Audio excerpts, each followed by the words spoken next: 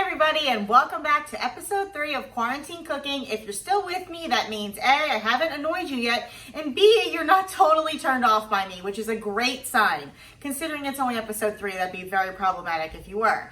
Today, as promised, we are going to be making fridge or pantry pasta. This just means that I'm using up any of that fresh produce that I bought about a week ago, so we don't have to throw it out. And when I had a bunch of tomatoes, I had a half of a onion from my stuffed pepper recipe, and when I think tomatoes, onions, and garlic, I obviously think pasta. So this is a quick and easy, light pasta dish that you can really eat anytime during the day. And let's get cooking. This is everything you're gonna need for my pantry pasta.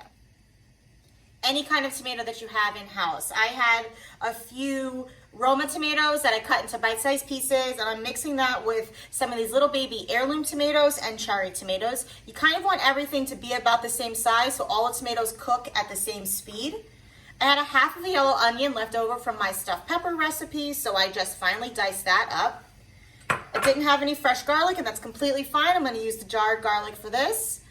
And this is a completely optional recipe, but this is Calabrian chili paste. I like a little bit of heat in my pasta sauce, so if you don't have this, which I know most of you won't, you can use crushed red pepper flakes, and if you don't like heat, you don't have to use it at all. I'm gonna be using spaghetti today. I have, of course, some extra virgin olive oil, and to finish this off, I had a piece of Pecorino Romano cheese. If you have Parmesan, if you have just grated cheese in your fridge, I'm just gonna use this up. And I think we should get cooking. Now let's get closer to the stove. I have a pot of boiling water back here. This is for our pasta, and I'm going to show you guys how you need to season your pasta water. You're going to think I'm crazy, but when I say aggressively season with salt, this is what I mean. A handful of salt in, and maybe a little bit more.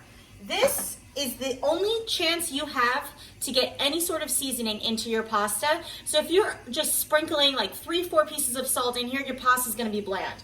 You want this water to taste like the ocean. And I'm not exaggerating. I promise you, everything will taste better if you start seasoning correctly. The best thing about this dish is that once the spaghetti is done, the pasta sauce will be done too. Now, let's go over to our skillet. I'm gonna put this on about medium-high heat and let this warm up with a good glug of extra virgin olive oil. And while this happens, I'm gonna drop our pasta. Now, while oil's heating up, I am going to add our onion in.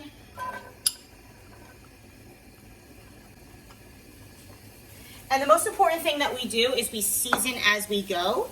So I am going to just add a little pinch of salt and some black pepper and really let that seasoning marry and kind of meld with our onions. And because I really want everything to kind of cook at the same time, I don't want the onions to be super soft and the tomatoes to be hard, I'm gonna add my tomatoes in. Everything's about the same size. And I'm gonna let this cook down just a little bit before I add the garlic, because once you burn garlic, it's useless. You have to start over. You really can't recover from burnt garlic. So I'm gonna let this go. And I always use the same spatula to stir the pasta, so I'm just gonna make sure the spaghetti's not sticking. I don't ever add oil or any fat into my pasta. I don't think that's necessary. Ooh, tomato on the loose. So we just really, I'm gonna kind of crank this up to high. You want the heat to kind of burst these tomatoes, and when all of the tomatoes burst, that's when we're gonna get our sauce. I'm gonna season this with a little bit more of salt and pepper just to get the tomatoes all nice and flavorful. Oh, I can see that the tomatoes are already starting to burst. This smells so good. If my fire alarm goes off, I'm gonna be so annoyed. Let's just hope that it doesn't, because I don't have my fan on. Perfect. I'm gonna stir the pasta. And this is great for leftovers too. Normally I don't love leftover pasta, but because this is such a light sauce, it really just heats up so well the next day. I'm gonna add about a half of a tablespoon of this crushed garlic. Got a nice stir. Yum. And And once the pasta's done cooking, we're actually just gonna plop this right in the same pan as the sauce, so all the flavors can really incorporate onto the pasta. And now I'm gonna add my Calabrian chili paste. Now a little bit of this goes a really long way, so I'm only gonna add about a half a teaspoon. But I really do love the flavor that this heat kind of gives to this dish. And look at the pretty red color that it's turning. It's really beautiful. Perfect. I'm gonna actually add another little glove of olive oil.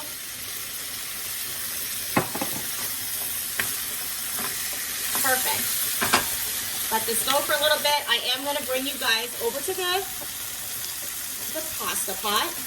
Now what I'm gonna do here is I am going to take a mug, or you can use a measuring cup, but I use a mug. And I'm gonna reserve about 1 mug's worth of this cooking water.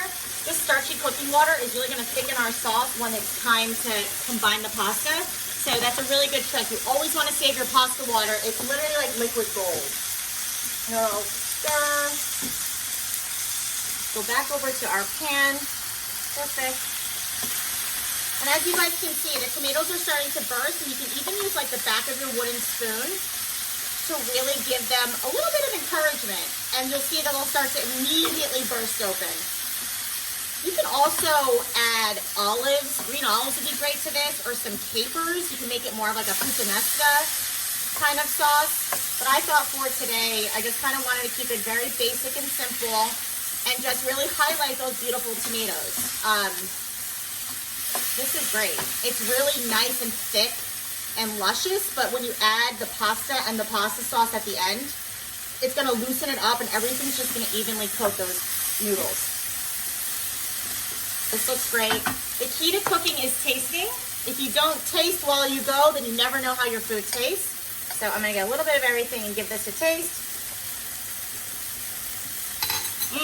Delicious, but needs a little bit more salt. I'm gonna add a little bit more heat and a little bit more pepper. Yum, oh my gosh, the fresh taste of those tomatoes with that little bit of heat is delicious. Tomatoes are breaking down. Our pasta only takes about 6 minutes. I'm almost beat it. Let me give this a taste too. Almost there. You guys see how the sauce is coming together already? All those tomatoes that are bursting, like it didn't look like a tomato sauce before, and you probably thought I was crazy. But look at it now. You can really, after you pop all those tomatoes, look at the texture of this sauce. It's beautiful. And you can see that it's getting a little bit brown on the edges, and that's completely fine. A little lower the heat to medium. Again, I'm using tomatoes and onions and garlic because this is what I had in my pantry. If you don't have fresh tomatoes, you can obviously use canned tomatoes, but I'm just trying to use up the fresh stuff that I had in my house.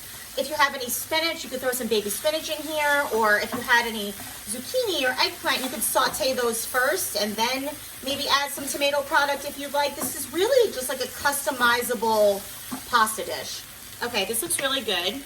I'm going to take this little contraption, I'm gonna move this closer to here, and I'm gonna start ladling in our spaghetti with the water and all, it doesn't matter.